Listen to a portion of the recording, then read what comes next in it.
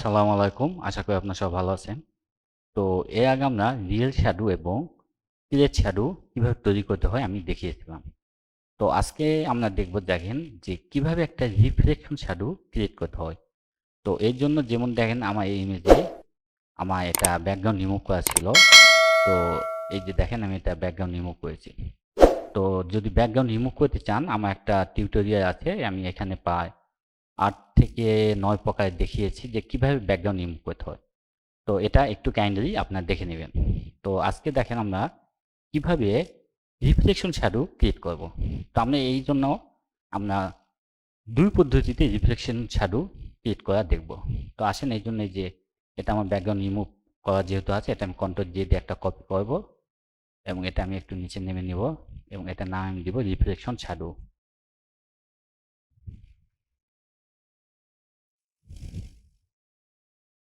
এটা 1 দিলাম, যেহেতু আমরা প্রথমে একটা পদ্ধতিতে দেখব।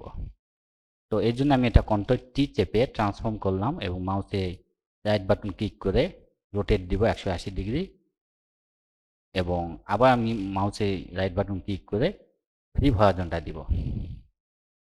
তো ওকে, যে এখানে আমি এটা টেনে আনবো, এনে যে এখানে নিচে এখানে দেখব যে এই যে দেখেন এখানে একটু একটু ফাঁকা আছে। এটার জন্য আমি কি করব, মাউসে রাইট বাটন আমি ক্লিক করব করে এই যে ওয়াইপ অথবা ডিস্টর্ট আপনার যেটা খুশি দিতে পারেন, দেখবেন যে কোনটাতে আপনাদের এই সুবিধা হয়। তো ওয়াইপটা আমি দিব, এখানে ওয়াইপ দিলাম, দিয়ে যে এটা আমি এখান থেকে একটু এইভাবে টেনে নিব, এখানেও একটু নিব, এখানে একটু নিব, এই যে দেখেন। ওকে, দিয়ে এটা আমি ওকে করব। তো এই যে এখানে একটু আছে, আমি আবার কন্ট্রোল টি দিয়ে একটু ট্রান্সফর্ম করলাম এবং ওয়াইপ করলাম। আমি এটা একটু এখানে আমি দিয়ে দিব, এটা একটু এভাবে নিয়ে নেব, এই যে দেখেন, দিয়ে আমি এটা ওকে করলাম। ওকে, এই যে দেখেন মোটামুটি কিন্তু হয়ে গিয়েছে। তো এখন আমি কি করব, এখান থেকে প্রথমে এখান থেকে অপাসিটি একটু কমিয়ে দিব, দিয়ে দেখবো যে কেমন এটা দেখাচ্ছে। এই যে দেখেন আমি 63% দিলাম। ওকে, এখন এটাকে আরো রিয়ালিস্টিক করার জন্য আমি কি করবো, এখান থেকে এসে ইরেজার টুল আমি সিলেক্ট করব এবং এখানে এসে অবশ্যই আমি এই যে হার্ডনেস 0 রাখবো, অর্থাৎ সফটনেসটা আমি নিব এবং সাইজটা আমার সুবিধা মতো এই যে অতটুকু আছে এটাই নিব। ওকে, তো দিয়ে আমি এটা ওকে করলাম। এই যে এখানে এসে আমি একটু ইরেজার টুল দিয়ে কিছু অংশ আমি এভাবে কেটে দিব, দেখেন এই যে এভাবে কেটে দিলাম আমার সুবিধা মতো, যতটুকু দেখতে ভালো মনে হবে আমি ঠিক ততটুকু নিব। এই যে ওকে করলাম। এখন যদি মনে করেন যে না, এই শ্যাডোটা একটু বেশি দেখা যাচ্ছে, সেক্ষেত্রে আপনি শ্যাডো একটু কমাবেন, এই জন্য অবশ্যই এখানে এসে একটু কমিয়ে দিবেন। এই যে দেখেন, আপনি দেখবেন যে কতটুকু হলে ভালো হয়। এই যে ওকে, হ্যাঁ এই যে ওকে, দেখেন হয়ে গেল। তো এটা হচ্ছে রিফ্লেকশন শ্যাডো 1 পদ্ধতি আমরা শিখলাম, এটা আমি বন্ধ করে দিলাম। আমি আরেকটা পদ্ধতি শিখবো, সেটা কি, এই যে এটা লেয়ার 1 আমি সিলেক্ট করলাম এবং লেয়ার 1 সিলেক্ট করে এই যে এখান থেকে আমি পেন টুল নেব। তো এই পেন টুলের মাধ্যমে এই যে আমি এখান থেকে একটা যতটুকু অংশ প্রয়োজন আমি অতটুকু সিলেক্ট করে নেব। তো পেন টুলের ব্যবহার আপনার যদি না জানেন, তাহলে আমার একটা পেন টুলের উপর টিউটোরিয়াল আছে, আপনার কাইন্ডলি এই টিউটোরিয়ালটা দেখে নেবেন, তাহলে পেন টুলের ব্যবহার খুব সহজেই জানতে পারবেন। এটা দিলাম, মাউসের রাইট বাটন আমি ক্লিক করব করে এখান থেকে আমি মেক সিলেকশনে যাব এবং ফেদা আমি শূন্য রাখবো, ওকে দিব এবং এখন আমি কন্ট্রোল জে দিয়ে একটা কপি করে নেব। তো এতে কি হচ্ছে দেখেন, আমি এটা যদি বন্ধ করি, এই যে এই অংশটা আমার সিলেক্ট হয়েছে।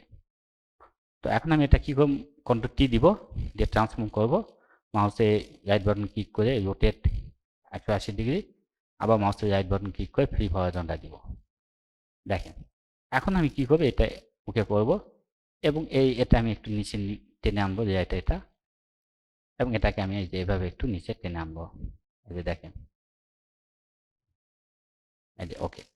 তো এটা আমি আবার কন্ট্রোল টি দিয়ে ট্রান্সফর্ম করব, কন্ট্রোল টি দিব, আমি কন্ট্রোল টি দিয়ে আমি মাউসের রাইট বাটন ক্লিক করে এই যে ওয়াইপ অথবা ডিস্টর্ট যে কোনো একটা দিব, ওয়াইপ দিলাম, এটা আমি এইভাবে টেনে আনবো। এই যে এখান থেকে এখানে আমি টেনে নেব।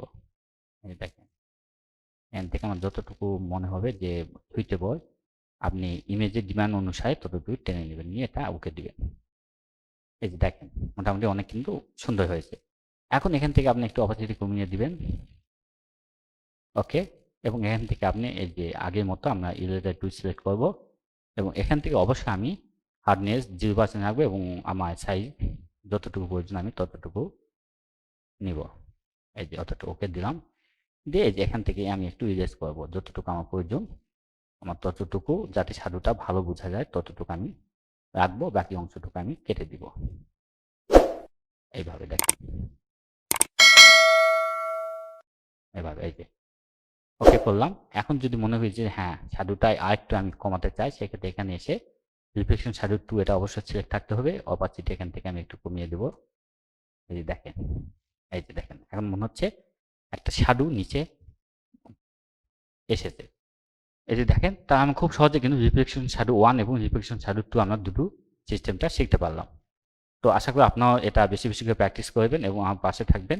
সবাইকে ধন্যবাদ, সবাই ভালো থাকবেন। আসসালামু আলাইকুম।